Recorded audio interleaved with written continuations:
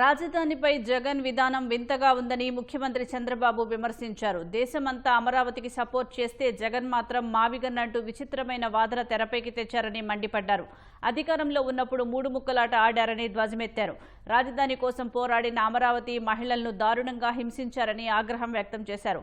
అయినా ధైర్యంగా ఎదుర్కొని నిలబడ్డారని స్త్రీమూర్తులను అభినందించారు. సైకో పార్టీ, సైకో లీడర్ ఎన్ని చేసినా అమరావతిని మాత్రం అడ్డుకోలేరని చంద్రబాబు వ్యాఖ్యానించారు.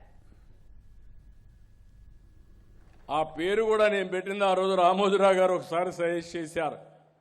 దీనికి ఒక చరిత్ర ఉంది.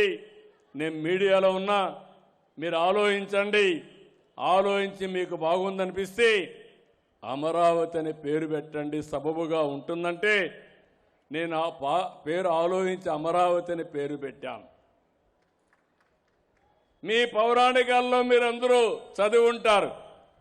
దేవతల రాజధాని అమరావతి, ప్రజా రాజధాని అమరావతి.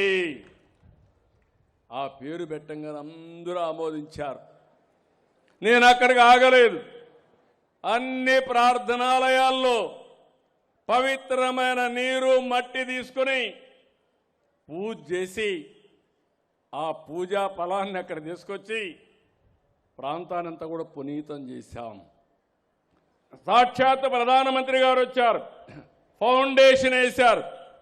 ఫౌండేషన్ వేసినప్పుడు చెప్పాడు, నేను కూడా యమునా నదీ జలాల్ని పార్లమెంటు సాక్షిగా ఈ పార్లమెంటు మీతో ఉంటుందని చెప్పడానికి పవిత్రమైన మట్టిని తీసుకొచ్చానని ప్రధానమంత్రి ఆ రోజు తీసుకొచ్చాడు.